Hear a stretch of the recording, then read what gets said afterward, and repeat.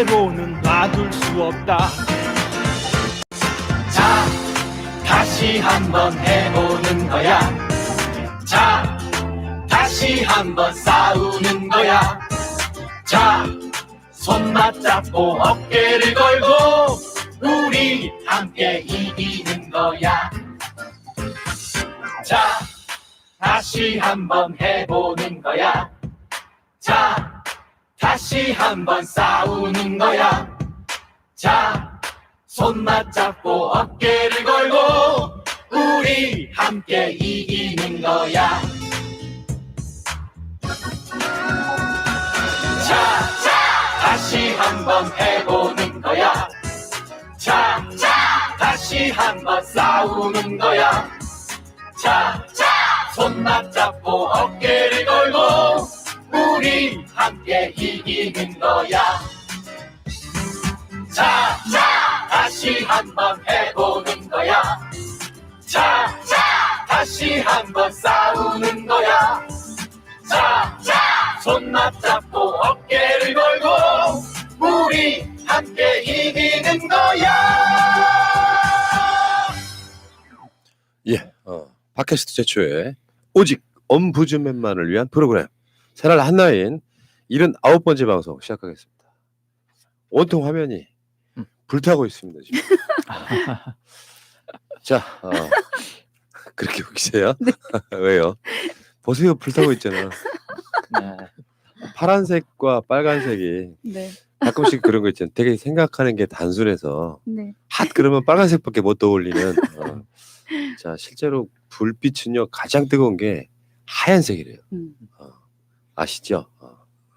네. 네. 자, 오늘 나오신 분들 소개를 해드리겠습니다. 뭔가 인간 삶에 있어서의 진지함, 이 진지함과 따뜻함, 바로 그런 분, 정명숙님. 아, 예. 안녕하세요. 정명숙입니다. 오늘은 호두 과자가 제 앞에. 네. 호두 과자에 호두가 들어있죠. 네네. 그렇죠. 아닌가? 팥이 들어있나?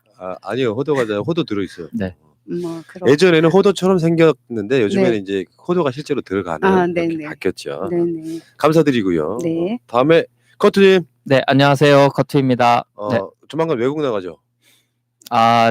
잠깐 보류했습니다. 버렸어요? 네. 보내버리려고 그랬는데. 내년 총선도 있고 해서. 그 네. 외국 중에 가장 추천할 만한 곳.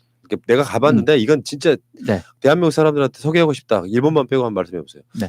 편견을 갖지 마시고 동남아 그냥 가시면 이제 자유여행으로 가시면 동남아가 좀 뭐 가난할 거야 이런 편견 없이 가시면 가까운 곳에 이런 우리 이웃에 이렇게 아세안이라는 국가가 있다는 게 정말 큰 복이고요. 왜냐하면 미국이나 여러분 유럽에 산다고 생각해 보세요. 거기 오려면 정말 힘들거든요. 그리고 제가 뭐 사대주의는 아닙니다만 그래도 살면서 한 번 정도는 외국 여행을 하신다면 유럽은 한번 쭉 돌아보시는 것도 삶을 풍부하게 하는데 큰 도움은 되실 것 같습니다. 중국은 언어가 안 통하면 아직은 조금 힘든 것 같아요. 인프라가 잘 돼 있지 않아서. 네. 그렇군요. 네. 자, 좋은 추천이었고요. 다음에 우리 여행 갔다 오신 것 같은 느낌이에요. 볼메 임지님. 안녕하세요. 볼메 임지입니다. 어디 가세요? 가고 싶어요. 보면 패션이 굉장히 나름 굉장히 세련돼 있어요. 제가 패션을 볼 줄을 모르니까 거기에 나름이란 표현을 붙였는데 누가 봐도 그 세련돼 보이지 않으세요? 맞아요. 네, 맞습니다. 네. 이 방송이라 특별히 금요일 그 방송날 신경을 쓰시는 거 아니면 늘 그냥 평소 다니는 것 중에 그러니까요. 하나로. 네. 평소 스타일인 것 같아요. 네. 네. 그렇군요. 알겠습니다. 자, 이 세 분과 함께 출발하겠습니다. 자, 이슈한 이슈예요. 이슈한 이슈 이번 주 3개 올라왔는데 첫 번째 인도의 소변봉 강아지 이야기예요. 네. 지금 현재 경범죄는 대변에 대해서는 이렇게 명시가 되어 있는데 명확하게 이제 동물의 소변에 대해서는 명시가 안 돼 있더라고요. 그래서 그동안에는 그냥 넘어갔던 일이 최근에 인도에서 소변 봤는데 그 벌금을 5만 원을 냈다라고 하는 분이 너무 억울하다 이렇게 올린 게 있어서 이게 좀 화제가 됐는데 이제 여기에 반려동물 키우시는 분들도 계속 늘고 있으니까 이것도 이제 명확하게 좀 해야 되지 않을까 싶어가지고 가져왔습니다. 그렇군요. 근데 저도 강아지 키우는 입장인데 음. 강아지 소변 보는 거는 일종의 그 생리적 본능이거든요. 일종 영역 표시도 되고 그래서 강아지 소변 보는 거는 이게 너무 과한 거 아닌가 이런 생각을 해봤어요. 강아지 소변 보는 것까지 교육시키는 건 불가능해요. 제 경험상. 자, 그다음에는 이 군대 내 채식. 네. 요것도 제가 그 포털에서 여러 가지 논란들을 봤는데 네. 이것도 참 현실적으로 굉장히 어렵겠다는 생각을 해봤거든요. 그러니까요. 그래서 어떤 분들은 그럼 채식 군대를 따로 만들어라 뭐 이렇게까지 말씀하시는 경우도 있어서 좋은 생각인 것 같아요. 어차피 그분들 뭐 따로따로 해서 그 따로따로 있으신 채식주의자들을 위해서 또 별도의 식단을 마련한다는 게 쉽지는 않을 것 같아요. 할 수는 있다고 해도. 그렇다면 차라리 그런 채식주의자들만을 위한 어떤 부대. 그렇다고 뭐 거기서 훈련을 뭐 잘 안 한다거나 이러진 않을 거 아니에요. 그럼 또 편의상 또 그분들만 따로 부대를 마련해도 좋겠다라는 생각이 들 정도로 요즘에 또 이런 문제가 또 제기되고 있으니까 한번 논의를 해보는 게 좋을 것 같다는 의미에서 주제를 가져와 봤습니다. 알겠습니다. 실제로 이제 나라가 잘 살고 선진화되면 이런 것도 가능하겠지만 현실적으로 채식주의자들만을 위한 식단을 만들기는 굉장히 어려울 거예요. 네. 저도 찬성을 해요. 그런 걸 보장해 줄 수 있으면 해줘야죠. 자, 채택된 이 이슈는 연봉 3억 줘도 시골 안 간다. 지방 곳곳에 이제 의료 서비스가 없는 무의촌이다. 이 이야기는 굉장히 오래전부터 나왔거든요. 지금 건강보험공단 같은 데서도 굉장히 신경이 많이 쓰는 곳 중에 하나일 거예요.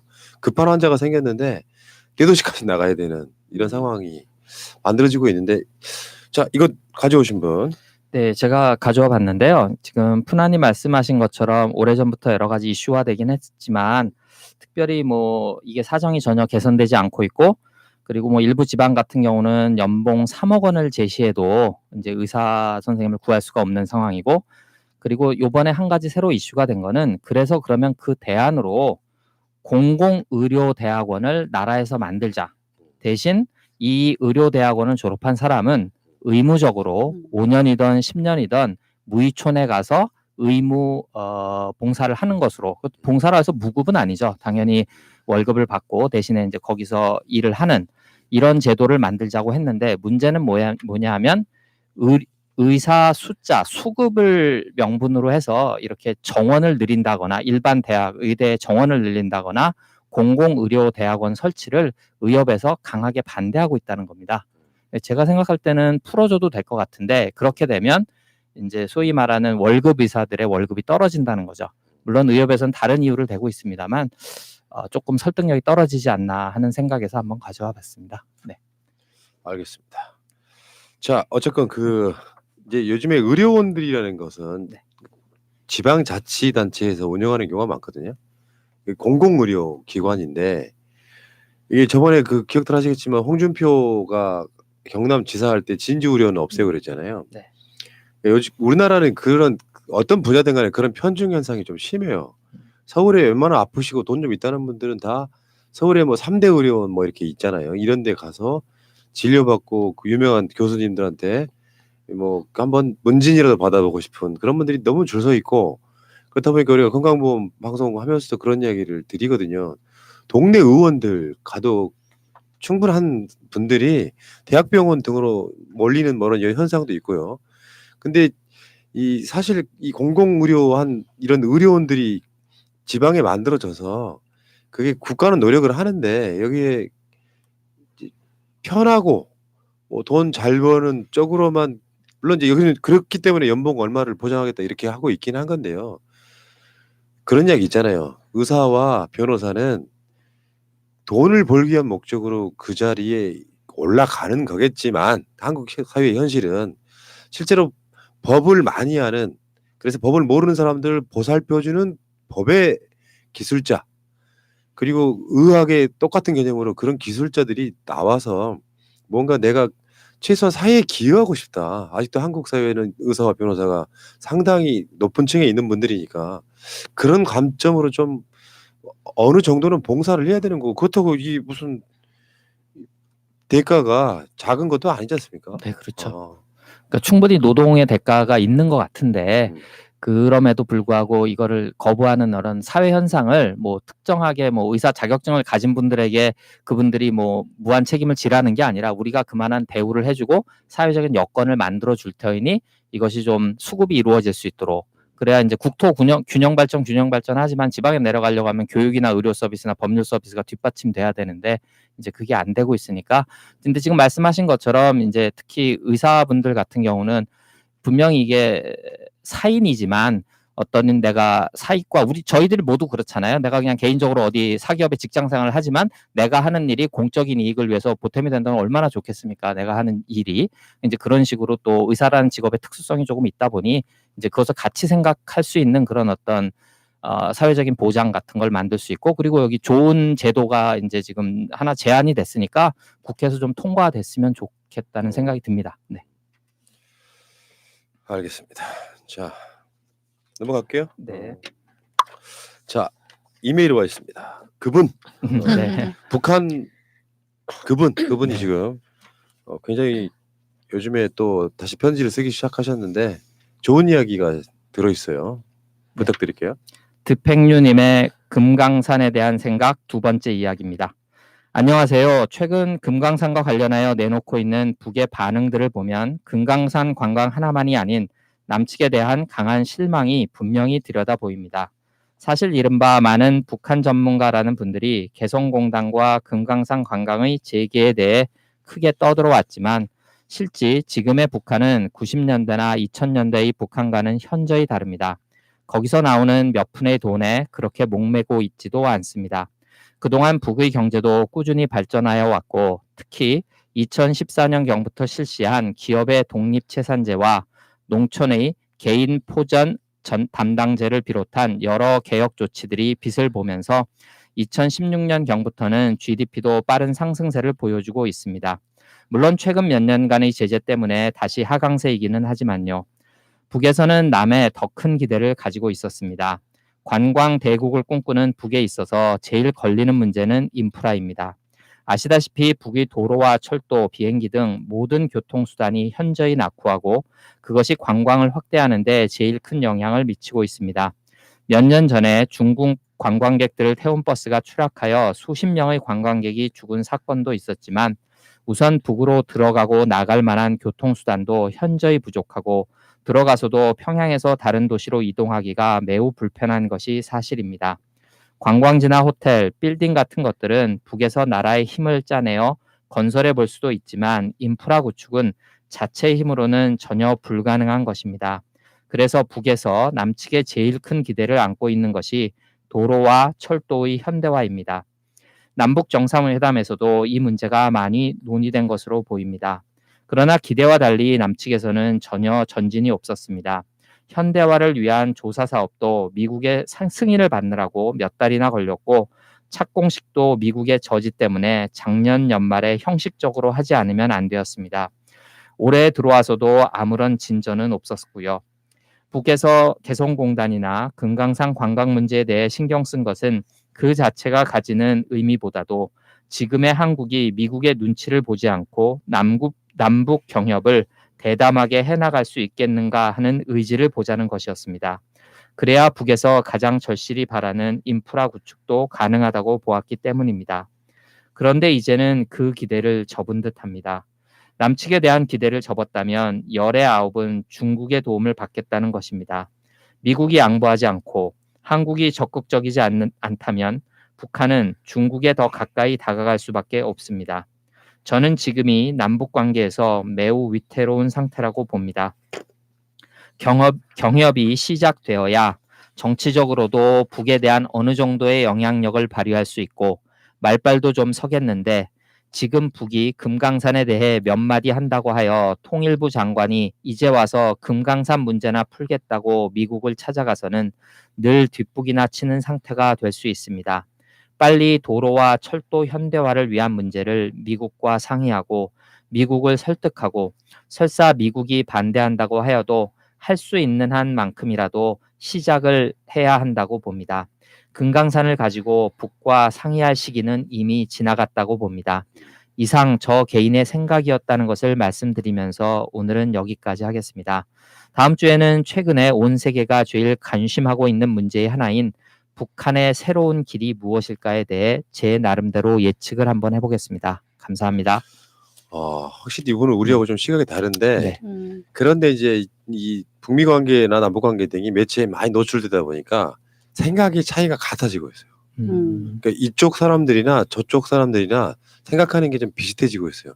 예전에 그 김진양 교수라는 분, 지금 개성공단 이사장이신 분, 우리 인터뷰를 여러 차례 했었는데 그분 나오실 때만 해도 충격적이었거든요. 아, 북한은 저렇게 생각하는구나. 그것부터가 지금 사실은 많이 좋아진 측면이죠. 네. 누구나 다 지금 이 시점에서 이 북미 관계 등이 제대로 안 풀리면 지금 북한에서는 계속해서 우리 봐달라고 빨리빨리 하자고 지금 소위 말하면 난리를 치고 있는데도 불구하고 잘 안 되고 있잖아요. 네. 근데 저는 반전은 있을 거라고 봐요. 최근 좀 그렇거든요. 트럼프의 말도 있고 막 그런데 그런 스타일로 보면 반전 효과를 위한 일종의 장치가 아닌가 이런 생각을 해봤거든요. 잘 될 거라고 저는 믿어요. 그 믿는 만큼 이루어진다 이런 얘기도 있지 않습니까? 자, 드팽류님 고맙습니다. 자, 댓글 읽어보겠습니다. 네, 한때는 조국 얼굴님입니다. 동대구역 대합실에서 악수한 손을 굳게 잡고 흔들었던 인연이 있었던 사람으로서 법무부 장관 내정을 축하합니다. 그 짧은 인연을 활용해 청탁할 생각은 전혀 없으니 장관직 수행에 매진해 주시기 바랍니다. 804는 장관 후보자가 사법고시 공부했던 고시원이 아직도 인구에 회자되고 있답니다. 경력에 걸맞는 국무총리가 아닌 장관 자리를 흔쾌히 수용해 준 것만 해도 검찰 개혁의 7부 능선은 넘은 것 같아 든든합니다. 그려 허허허. 오늘같이 좋은 날에 하나 걱정이 있는데 그게 뭐냐면 귀하의 경력에 걸맞는 국무총리 자리를 김진표 의원이 앉을까 봐서랍니다. 원자님. 고래고기만 봐도 검찰이 얼마나 잘못하고 있는지 국민들은 다 압니다. 윤석열 사퇴시켜야 합니다. 국민이 만들어 보면 어떨까요? 윤석열 사퇴로 촛불 집회 열어봅시다. 인간 쓰레기, 국정 구태타, 나경원 등 자한당 비리 국회의원들은 왜 조사 안 하는지 미친 검찰, 참는 것도 이제는 한계에 다다랐습니다. 마제파님, 조선시대 같으면 윤 춘장은 영모죄로 구족을 멸했을 텐데 세상 잘 만났네요. 예, 광화문님, 국민이 검찰총장을 국민 투표에서 뽑은 거니 영장만 들이대면 국민 전체가 선출한 대통령을 좀도둑 조사하듯 국가의 중대한 문서 수색을 해? 이런 개 같은 경우가 이 시대에 일어났다. 검찰 헛발질하면 국가의 위기에 해당할 만한 증거 못 찾으면 검찰 조직 전체 교체해야 한다. 반드시. 윤석열이 조직에 충성한다고 멋있게 말해서 믿었는데 조직 해체한 장본인이 될 것이다. 알풍경님, 한치를 양보하면 석자를 들이민다고 병에 따라 처방전이 틀리듯 악에는 악으로 대응해야 하는데 물론 문통께서 다 예견하시고 대응책이 있겠지만 이 답답한 마음과 분노, 억울함을 씻어줄 한방 기대해도 될까요? GT파이오님, 이재명, 내가 노무현 대통령을 보면서 타산지석으로 배운 게 있다. 노무현 대통령은 너무 착해서 상대 진영도 나처럼 인간이겠거니 하며 믿었다. 하지만 그들은 인간이 아니다. 어설픈 관용과 용서는 참극을 부른다. 네, 신발끈 목자님. 검찰이 급하게 다른 곳도 아닌 경찰서를 압색해서 얻은 휴대폰. 증거를 찾기 위한 포렌식이 아닌 검찰에게 불리한 증거를 없애고 없는 증거를 심기 위한 수작이 아닐까 걱정됩니다. 비 내린 아침님. 검찰이 자신들 범죄를 숨기고 싶었던 거예요. 그것도 그 범죄자가 윤석열인 거고요. 사실상 검찰이 죽인 거예요. 법무부에서 윤석열에게 명령하여 증거를 경찰에게 넘겨서 수사를 진행하게 하여야 합니다. 검찰이 협조를 안 하면 검찰이 강압 수사로 사건을 조작하다 사람을 죽인 걸 증명하는 겁니다. 라임 오렌지님, 그러니까 윤석열 파면하세요. 하나윤님, 자살자가 유서에 쓰는 미안하다는 말은 사실은 원망의 뜻인 경우가 많습니다. 윤짜장에게 미안하다. 건강하시라는 말은 너 때문에 죽는다는 원망의 메시지입니다. 네, 계속 읽겠습니다. 이윤선님, 저는 아무리 생각해봐도 윤석열을 파면해야 된다고 생각합니다. 슬로우어 K님, 윤석열은 범죄자들보다 더 나쁜 살인자입니다. 무슨 계검이, 무슨 자격으로 누굴 수사하고 처벌한답니까? 죄받아 죽을 놈이죠. 하늘이 무섭지도 않냐? 스카이 SS님, 윤 춘장, 저 악마, 저 장례식장을 지가 가는 게 말이 되나? 유가족은 얼마나 섬뜩하고 소름 돋았을까? 악마가 오는데. 울잠님, 윤석열에게 국민들이 속은 거죠. 저런 인사였는지 누가 알았겠어요? 마찬가지로 권은희도 저런 인물인지 누가 알았겠냐고요. 광주 시민으로서 진짜 붕괴하고 부끄럽네요. 앞으로는 어떤 인물을 볼 때 오래 보고 깊이 들여다 봐야 한다는 것을 배웠어요. 네. 여차저차님, 올바른 사람은 굳이 검사, 판사가 아니더라도 정의를 최선의 가치로 여긴다. 더욱이나 검판사는 어느 누구보다도 정의를 최우선의 가치로 삼고 정의사회 구현에 모든 정열을 쏟아야 한다. 그렇지만 정치 검판세는 꼼수가 일상인 정치 잡배보다 권모술수가 더욱 기묘하다. 소위 개검과 개판사의 모습이다. 개검의 모습으로 정의를 입에 담아서는 안 된다. 그 피해는 고스란히 국민의 몫이기 때문이다. 차라리 스스로 옷을 벗고 정치 잡배가 되면 정치 잡배라서 그러려니 할 수 있다. 황교안과 나배가 하는 짓을 보면 국민을 철저히 우롱한 개검 및 개판세 출신임에 분명하다. HM9님, 블랙머니 보고 왔어요. 국민들을 그들은 호구, 개, 돼지로 아는군요. 막대한 돈 앞에 무너지는 모습에 화가 납니다. 좋은 증거 영화 감사합니다. 정말 잘 봤습니다. 박광재님, 경제를 아는 기재 출신이 총리를 하면 경제가 좋아져서 김진표라고? 기득권에 충실한 곳간 지키기일 뿐이라고 생각은 못했나? 나라가 늙는데 기여하는 사람들을 쓰면 구한 말꼴 난다는 역사를 기억하시라. 예. 이런 거 있어요. 이제 이메일을 읽으실 때 우리가 지금 혐오, 증오의 표현 때문에 한번 주의를 먹은 상태이기 때문에 그러니까 이 읽으실 때 그대로 읽으시면 안 되고요. 그러니까 특정 어떤 대상을 놓고 아주 자극적으로 뭐 위해를 가한다든지 이런 식의 표현들은 어레인지를 좀 해주시기 바라겠습니다. 그것 자체를 이렇게 됐기 때문에 우리가 읽었다라고 하는 거 그쪽에 안 통하는 핑계다 이렇게 어쨌든 우리 국민들 입장에서는 그런 식의 분노들이 막 끌어오르실 수 있을 거라고 생각을 해요. 자 일단 알겠고요. 네, 다음은 나경원 관련 댓글들입니다. 이준동님, 나배 허무하겠네. 총선도 개입하고 폼 좀 잡으려고 상장도 주고 했는데 옛날이여 되어불고 조사받을 일만 남았네. 감자 아빠님, 나경원 이제부터는 좋은 소식만 크크크. 자녀 문제부터 가보자고요. 장태수님, 나배는 선거법이 아니라 다른 의도가 있다고 생각합니다. 유치원 3법과 공수처를 못하게 하기 위해서 선거법을 내세운 것 같습니다. 유치원 3법은 나배 집안이랑 연결되어 있고 공수처도 통과되면 나배가 비리가 너무 많아서 불이익이니까요. 우리 집에 로댕이 있다님. 아무튼 나배의 아웃은 계속해서 쭉 총선에서도 아웃시켜야 한다. 자유만국당 국회들도 같이 없어져야 한다.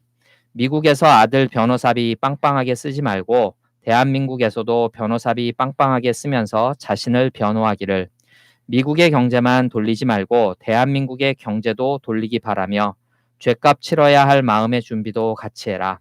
누가 뭐라고 해도 여기저기 모두 잘리기를. 황교안도 같이. 알겠습니다. 계속 가시죠. 네. 스타트 21세기님. 자한당 의원 구성원들은 인간이기를 포기한 집단입니다. 이들을 다음 총선에서 국회로 보내시겠습니까? 이들이 국민을 대표하는 국회의원이 된다면 우리나라의 미래는 암울합니다. 여러분은 어떠시겠습니까? 무엇이 옳은지 그른지 판단은 여러분들의 몫입니다. 썩을 대로 썩어 빠진 보수가 뭔지도 모르는 미친 보수가 죽어야 나라가 바로 섭니다. 윤희 아빠님, 김세연은 부산시장 나올 겁니다. 김세연 불상 모드 만드는 것도 자유당 빅피처에 따라질 수 있어요. 돈이 전부는 아니라고 말하고 싶습니다만 몇천억 자산가를 당해서 밀렸나? 이렇게 불쌍하다 생각할 이유는 없다고 봅니다. 부산시장 자리 위험합니다. 오거돈의 무능 프레임이 엄청납니다. 그리고 김세연은 아시다시피 자기 지역에선 황제급이거든요. 근데 자유당에서 팽당한 프레임이 김세연의 네이밍이 부산에서 훅 올라간 상태입니다. 그들은 언제나 뭉칠 때 잘 뭉쳐 뭔가 헤쳐먹는 부류들입니다. 대통령의 지지율과 촛불에 전도되어 방심하지 말아야 합니다. 다가올 이번 총선과 정권 재창출 때까지만이라도 잘 이루어지길 원한다면 적어도 그림만큼은 늘 크게 보아야 한다고 생각합니다. 모르겠어요. 김세연은 부산시장을 노린다는 그런 느낌은 이제 일부 있을 수 있다고 생각해요. 근데 지방선거는 굉장히 많이 남았죠. 그러니까 정치인이 이 불출마를 선언하면서 물론 부산시장을 준비할 수도 있겠지만 그런 관점으로 이 사람을 경계하는 것보다는 김세연이라고 하는 사람이 자유한국당에 던진 그 혁신의 폭탄, 그런 것들이 자유한국당에 어떻게 받아들여지지 않기 때문에 자유한국당은 개혁이 안 된다.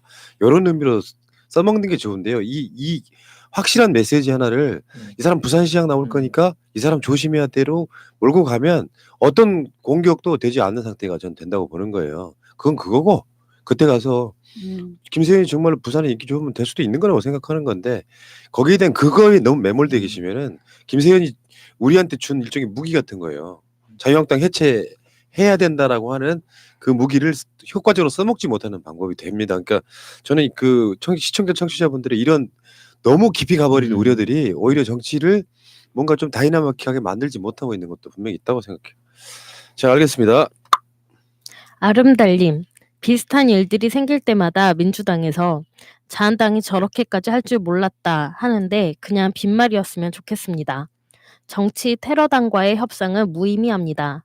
자한당이 매국을 해도 무조건 뽑아주거나 민주당의 대안으로 삼는 국민들이 존재하는데 반성이나 할까요? 언론에 휘둘리는 사람들 많은 거 보면 언론 신뢰도 꼴찌가 맞나 싶습니다. 국민이 알아주겠지 생각하지 마시고 공격할 거리가 생기면 물고 늘어져야 합니다. 털보 형제님, 자한당의 매국 행위자 이름을 빠짐없이 메모하고 기록하여 대대손손 후손들에게 전해야 합니다. 언젠가는 응징하고 봉국, 일본으로 쫓아버려야 합니다. 급변하는 시대의 적폐청산은 계속됩니다. 하상근님, 보수에서 귀화한 노인입니다. 도저히 참을 수 없어서 자한당, 나경원에게 고한다. 당신도 자식을 키웠잖아. 그런데 국회에서 울부짖는 부모들을 볼모로 국회의원 더 해먹겠다고. 야비한 자한당 사람들, 다시 보수를 지지하게 해다오. 나경원. 김정숙님, 정 교수님 구속된 현장에서 너무 충격이 컸기에 마음 좀 달래볼까 나갔다가 더욱 충격을 받고 돌아왔습니다. 부지런히 밭을 갈고 지치지 말아야 할 텐데 토착들은 점점 악랄해지는데 방법이 있기는 한지요. 할 말이 너무 많아 나눠서 두서 없이 푸나님께 속마음을 전해봅니다. 힘내시라고 염치 없는 부탁도 드립니다. 고맙습니다. 저랑 생각이 똑같으신 우리 연구인 김정숙님 감사드리고요. 자, 계속 가시죠. 네, 레드박스님, 애국하시느라 다들 고생이 많으시네요. 한국에 나갔을 때 집회에도 여러 번 참석했었는데 제게는 너무나 좋은 추억을 남기고 온 영원히 잊지 못할 기억으로 남을 겁니다. 집으로 돌아온 뒤에는 시차가 정반대이다 보니 실시간 시청이 좀 힘드네요. 하지만 제 방으로 잘 시청하고 있습니다. 푸나 대표님, 늘 수고가 많으십니다. 한 가지 말씀드릴 것이 있는데 대표님께서 혹시라도 제 글을 보신다면 참고해 주시기 바랍니다. 다름이 아니라 미국 교포들 간에 특히 교회 같은 곳에서 장로나 권사 등 연세 지긋한 분들이 문재인 대통령님 탄핵에 대한 사인을 받으러 다니고 있습니다. 제가 한국에 있는 동안 이곳에 이원주와 김진태 등 자한당 의원들이 와서 일장 연설을 하고 갔답니다. 교민들과 사진도 많이 찍어주고 갔더라고요. 문재인 대통령님을 빨갱이라며 대한민국을 김정은에게 넘기려고 한다고 입에 개거품을 물고 연설하고 갔답니다. 문재인 대통령은 나라를 김정은에게 넘겨 공산화를 꿈꾸는 나쁜 사람이라고 엄청 욕을 하고 갔다네요. 그러면서 교포들에게 내년 총선에서 꼭 자한당이 승리를 해야만 대한민국을 지킬 수 있지, 그렇지 않으면 공산국가가 될 거라고 했답니다. 그리고 내년 총선에 투표하러 간다고 신청하는 사람들이 엄청 늘고 있어요. 고국이 공산국가가 되는 것은 막아야 한다면서요. 저도 한인회장과 장시간에 걸쳐서 논쟁을 하고 아무리 그게 아니라고 설명을 해봐도 소용이 없고 우의독경입니다. 오히려 저보고 너무 모른다며 답답하고 안타깝다고 합니다. 너무 말이 안 통해서 오늘은 여기까지 하시죠 하면서 대화를 끊었습니다만 정말로 심각한 일이 아닐 수 없습니다. 개한당 의원들이 국민 세금으로 미국까지 와서 자국의 대통령을 빨갱이라면서 노골적으로 대놓고 욕을 해도 되는 것인지, 그 사람들은 국적이 어디인지, 오로지 총선에만 눈이 어두워서 막말들을 뱉어내는데 정말로 개탄스럽습니다. 어제도 문재인 대통령 탄핵 서명 받으러 다니더라고요. 제가 그러시면 안 된다고 했더니 화를 버럭 내면서 고국이 공산화가 돼도 괜찮냐고 저보고 하기 싫으면 하지 말라고, 한국에 갔다 오더니 나쁜 사람들한테 세뇌당해서 왔다며 화를 내고 있으니 너무 안타깝고 속상합니다. 원래부터 노무현 대통령님과 문재인 대통령님의 골수인 저에게 참. 그리고 제가 들은 놀라운 이야기가 있습니다. 투표할 때 부재자 투표 있잖아요. 그게 악용이 되고 있는 듯해서 너무 놀랐습니다. 여기 계신 영주권자분들이 지난 대통령 선거 때 한국에 다녀왔습니다. 투표하려고요. 그런데 투표를 2번 하고 왔답니다. 물론 문재인 대통령 낙마시키려고 간 사람들입니다. 그게 가능하냐고 물었더니 그 사람 말 가능하답니다. 공항에 내리자마자 투표하고 바로 자기 주소지에 가서 동사무소에서 또 한 번 했답니다. 그러면서 자랑스럽게 떠들고 다닙니다. 그런 식으로 하라고 가르쳐 줍니다. 공항에서 투표하고 바로 가면 전산이 바로 넘어오지 않기 때문에 가능하다고 얘기하던데 그게 가능한가요? 그런 방식으로 투표를 하고 온 사람이 직접 듣고 그런 사람한테 직접 듣고 보니 안 믿을 수도 그렇다고 믿을 수도 없네요. 이것 좀 확인해 주실 수 있나요? 만약에 이것이 사실이라면 내년 총선 개한당 표가 이곳에서 우수수 쏟아질 겁니다. 이곳은 거의가 자한당 편이에요. 나보고 똑바로 직시하라고 우리 조국이 공산화된다고 설교합니다. 너무도 안쓰럽고 가엾은 사람들이에요. 아이고 큰일입니다. 정말로. 그런데 만약에 이중투표가 사실이라면 막아야 합니다. 부재자 투표를 출국하는 사람들에게는 허용을 하되 입국하는 사람들에게는 반드시 주소지에 가서 할 수 있도록 해야 합니다. 입국자가 공항에 내리자마자 투표를 할 수 있게 하는 시스템을 바꿔야 합니다. 반드시 입국자는 해당 주소지에 가야만 투표할 수 있도록 해주십사. 푸나 대표님도 목소리 좀 내주시면 감사하겠습니다. 글이 너무 길어졌네요. 죄송하고 꼭 이 문제 좀 이슈화 시켜주시면 감사하겠습니다. 혹시라도 부작용을 우려해 이슈화하기가 그러시다면 그것이 사실인지 푸나님께서 한번 알아봐 주시면 좋겠습니다. 사실이라면 막아야 합니다. 지금도 개한당 의원들이 미국 전역에 거주하고 있는 교포들을 상대로 내년 총선 참여를 선동하고 다닙니다. 국민 세금으로 이런 짓을 하고 다니다니 참으로 개탄스럽네요. 지금 이 시간에도 이곳을 포함해서 미국의 어느 주에선가 문재인 대통령 탄핵에 대한 서명을 받으러 다니고 있을 겁니다. 제발 막아주세요. 부탁드립니다. 긴 글 읽어주셔서 감사드리고 푸나님 애국 활동하시는 것 늘 감사드립니다. 항상 건강하시기 바랍니다. 문재인 대통령님 만세, 대한민국 만세, 민주시민 만세, 새날 만세. 이게 일단은요, 이중 투표가 가능하다면 이건 큰 문제죠. 네. 이거는 시민의 눈등 통해서 이 메일은 그쪽으로 토스를 하는 게 맞을 것 같고요. 근데 시스템이 이런 거 너무나 자동화 전자화가 되면 있잖아요. 그걸 조작할 수가 있어서 문제고 너무나 그게 안 되고 있으면은 이 서로 간에 그게 너무 늦어서 문제고 이런 부분이 있다고 보고, 그리고 이분 미국 어디신지 모르겠는데 여기 지금 너무 겁에 질리신 것 같은, 나는 이런 마인드를 별로 그렇게 좋아하진 않아요. 그러니까 이 사람들이 와서 큰일 났다. 지금 아까 잘못 썼죠. 이현주는 자유한국당 국회의원이 아니고 일단 거기 김진표라고 썼죠. 김진태처럼 보여요. 근데 그런 사람들이 거기 잠깐 왔다 가서 이런 효과가 있어요. 여러분들 보시기 바래요. 대구 갔더니 뭐 부산 부울경 갔더니 어마어마하게 사람들이 문재인 정부를 씹더라. 그럴 수 있어요. 근데 거기에 기를 죽지 마시라는 거야. 이제 구미의 모델을 제가 설명해 드릴게요. 구미는 박정희의 고향입니다. 그런데 구미 시장에 민주당이 당선됐어요. 지방선거 때. 무슨 이유 때문이겠습니까? 실제로 숨어있는 젊은 표가 엄청나게 많다는 소리예요.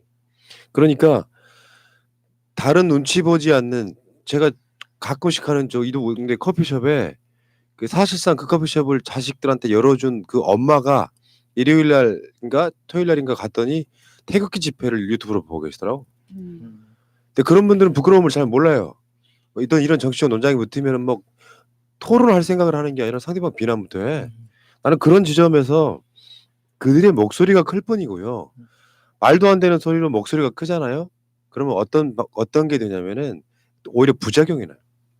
그러니까 이렇게 말씀하실 때 야 큰일 났다 큰일 났다 큰일 났다 해서 막 마음속으로 막 다급하실 필요가 저는 없다고 생각해요. 이런 사람도 있는 거죠. 근데 상식이 있는 사람들이 문재인 대통령의 한반도 평화를 위한 노력을 공산화된다고 말하는 사람이 몇 명이나 되겠습니까? 그런 수준 낮은 사람들이 이야기에 소위 말해서 쫄아서 이게 막 스트레스 받으실 필요 없는 거예요. 다수의 사람들은 조용히 뒤에서 박수치고 있는데 그러면서 자신들의 말이 상대방들한테 비웃음을 당하고 있다는 것도 인지하지 못한 채 꼭 이런 주장들을 하고 있는 분들이 있다는 거예요. 거기서 쫄지 마시라. 그게 대구든 부울경이든 미국이든 다 똑같습니다. 상식적으로 문재인 대통령 지지율이 지금 모든 여론조사 기관에서 50% 정도 돼요. 3년차 대통령 지지율 중에 역대급 가장 높아요. 가장 잘하고 있다는 뜻이잖아요. 여기 너무 쫄지 마시고요.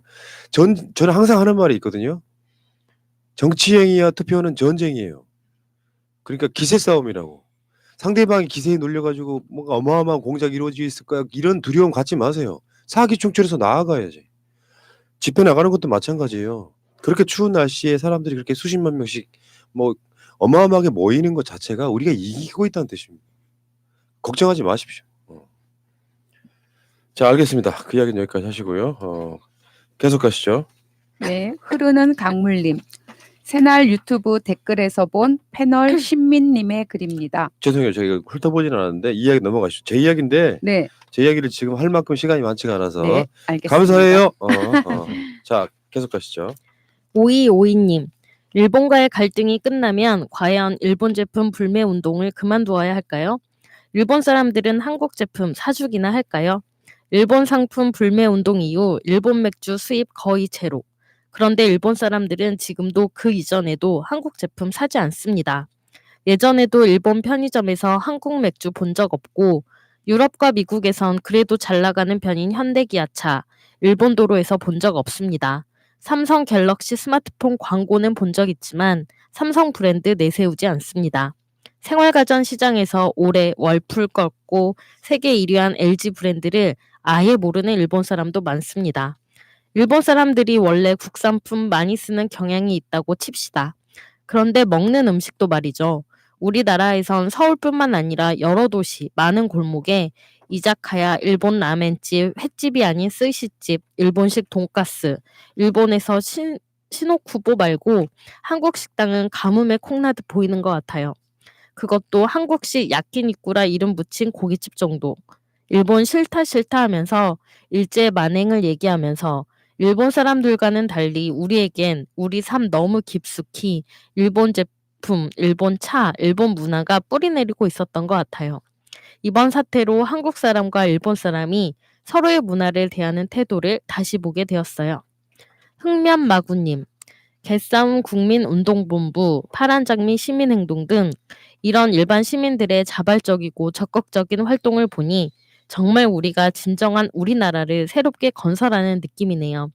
절대자나 특정 세력 지배하에 그냥 막연히 우리나라니까 사랑해야 한다는 것이 아니라 우리가 직접 만든 새로운 나라에서의 우리나라는 정말 자부심을 느끼게 합니다.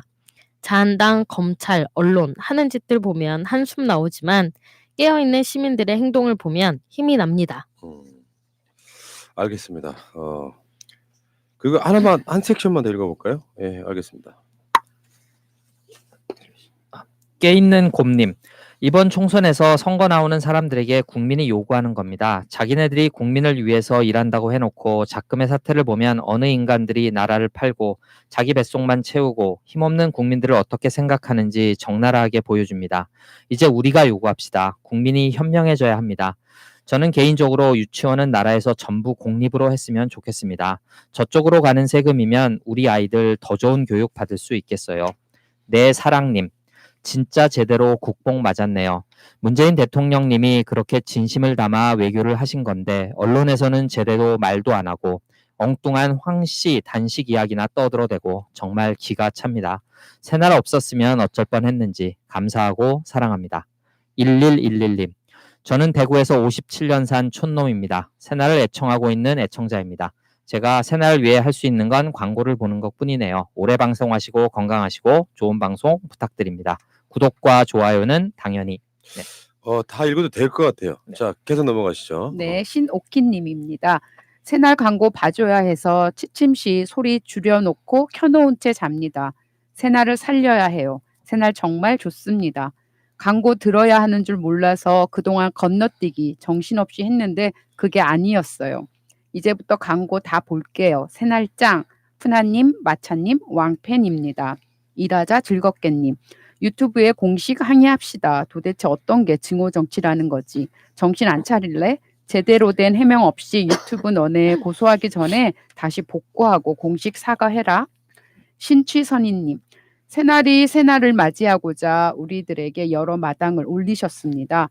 가는 곳마다 긴 광고, 짧은 광고도 다 보시고 푸나님 외에 나오신 분들 명쾌한 말씀 다 들으시고 정치적 변화가 마음에 들지 않아도 변치 마시고 지치지도 말고 선구자 되어 끝까지 다 함께 민주수호 지키자 힘내자. 바비다님 도보다리 같은 코너 말머리 좀 달아주세요. 알겠습니다. 말머리를 달아드리고 싶은데 이런 분들 때문에 안 달아드려요. 그런 거 있잖아요. 한번 클릭하는 게 아까우실 때가 있어요. 나는 그것만 듣겠다라고 들리기 때문에 네. 저는 그렇기 때문에 잘 안 다루려고요. 정치인들은 이제 정치인들 분들의 목적 중에 하나가 자신의 이름을 알리는 거라서 일반인들 방송 예를 들면 그걸 두고 싶지가 않은 거예요. 서로 방송들 간에 이 어떤 계급이나 이런 걸 두고 싶지가 않아서 어떤 방송은 조회수가 엄청 많이 나오고 적게 나오고 하는 그걸 두고 싶지가 않아서 불편하시더라도 클릭 한번 하십시오. 제가 꼭 그렇게 댓글이 달리는 것에 대해서 꼭 이런 말씀을 드리고 싶었어요. 한번 한다고 큰일 나는 거 아닌데 어떤 방송이든 다 즐겁게 들어주시길 바라겠습니다. 자, 오직 건강편 시간입니다. 저는 어릴 적부터 엄마랑 동생하고 사이가 나쁩니다. 저를 너무 감정의 쓰레기통으로 여겨서요. 그래서 따로 나와 살고 있습니다. 연락도 거의 안 하고요. 엄마한테 연락이 왔네요. 동생이 내년 초에 결혼을 한대요. 그래서 그 전에 상견례를 하겠대요. 그런가 보다 했죠. 요즘 보통은 상견례 때 부모랑 결혼 당사자만 참여하는 경우가 많다 들어서 전 꼭 참여하지 않아도 되는 걸로 알았어요. 연말엔 특히 바쁘기도 하고요. 그러다 상견례 날짜가 잡혔대요. 그런데 저보고 꼭 오라는 거예요. 그 집 식구들 다 오니까. 별로 가고 싶지 않아서 꼭 가야 하는지 그냥 결혼식만 가면 되는 거 아니냐고 했더니 그 집 식구들 다 모이는데 네가 언니라는 거 다 아는데 네가 안 오면 뭐가 되냐고 한마디 하는 거예요. 책 잡혀서 결혼 물 건너가면 네가 책임질 거냐면서. 이게 제 책임 운운하면서까지 안 좋은 소리 들을 내용인가요? 더군다나 상견례는 결혼식도 아닌데? 상견례가 모든 가족들이 필수로 만나야 하는 것 자체가 어거지라고 생각하는데 상견례에 신부 가족 하나 없다고 그 결혼이 파토가 날 수도 있나요? 신부 당사자도 아닌데요. 가뜩이나 사이도 안 좋아 나가 사는 사람한테 맘 같아선 이미 오래전에 손절하고 싶었지만 그래도 동생 결혼까지는 좀 참고 그 이후에 손절을 하든지 하려고 했는데 끝까지 이렇게 물고 늘어지네요. 제가 어떻게 해야 좋을지 모르겠어요. 자, 어떻게들 보세요? 이 가족 관계가 이렇게 그 감정적으로 힘든 경우가 많이 있죠. 저는 뭐 안 가셔도 상관없다고 생각합니다. 네, 그러니까 이게 가셔서 행복하고 내가 가족의 일원으로서 뭐 때로는 해야 할 일을 했다라는 책임감을 내가 했을 때 오는 뿌듯함도 있을 수 있고요. 그래도 내가 같이 했던 사람들이고 뭐 이런 어떤 혈연적인 관계도 있으니까 서로 지금은 생각하는 것들이 안 맞지만 뭐 좋은 마음에 같이 해보고 싶어서 뭐 이렇게 갈 수도 있고 여러 가지 이유가 있는데 지금은 어떤 이유에도 조금 쓰신 것만 봐서는 화가 나셔서 이렇게 쓰셨을 수도 있지만 조금 뭐 왜냐하면 이유가 그래도 내가 결혼하는데 혹은 뭐 언니가 꼭 내 결혼식에 와서 축하해 줬으면 좋겠다 뭐 이런 이유라면 모르겠는데 야 뭐 네가 안 와서 결혼이 깨지면 어떡할래 이런 식의 이유는 조금 타당한 이유가 아닌 것 같아서 조금 그러네요. 네. 그 선혜원 의원님 네. 그 어머니 장례식장에 갔는데 네. 선혜원 의원 동생이 있잖아요. 아시는 분들은 다 아는 이야기죠. 네. 도박쟁이.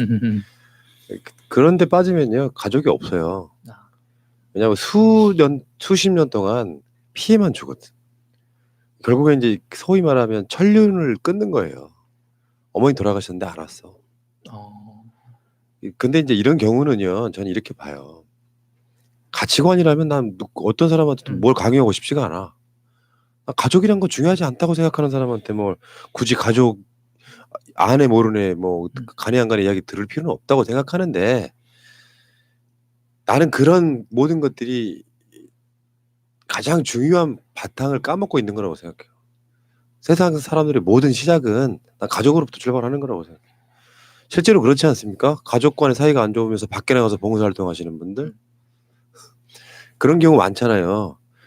가족이 먼저라고 저는 생각합니다. 사람이 먼저인데 가족이 먼저라고 생각해요. 어떻게든지 막 아주 살갑게 잘 지낼 필요는 없어도 그 가족을 배척하고 남을 사랑할 수 있겠어요? 전 그건 힘들다고 봐. 저는 그냥 다른 식으로 좀 접근을 해봤는데 최근에 이제 지인들이 또 결혼을 많이 하는 시기가 와가지고 결혼식도 굉장히 많고 결혼 소식도 많이 듣는데 이상하게 결혼 때만 되면 다들 시야가 좀 갇히는 것 같아요. 그때만 되면 좀 다들 이상한 사람이 되는 것 같아요. 물론 저도 거쳐왔지만 오로지 내 결혼식만 중요하게 생각이 들고 결혼 과정이 나의 모든 거인 것만 같은 그런 때가 오는 것 같아요. 결혼 준비할 때 보면. 그래서 나만 생각하고 막 다른 사람의 입장이나 이런 것들 고려하지 않고 그리고 막 뭐 예물 예단 뭐 이런 상견례 이런 거에 대해서 굉장히 막 다른 사람과 비교하면서 막 하려고 하고 이분의 가족도 약간 그런 게 아니었나. 상견례 때 가족이니까 같이 하면 좋잖아 이런 게 아니라 상견례 네가 와야지 하면서 네가 언니라는 걸 다 안다 이 말에서 이 언니가 좀 잘 나가는 언니인가 보다 그런 생각이 들었거든요. 그러니까 뭐 진짜 큰 공기업에 다닌다거나 뭐 약간 내세울 만한 뭐 그런 사람이라서 막 자랑을 했는데 얘가 안 온다고 하니까 막 열받아서 더 이렇게 가족이 얘기한 게 아닌가 막 이런 생각도 들더라고요.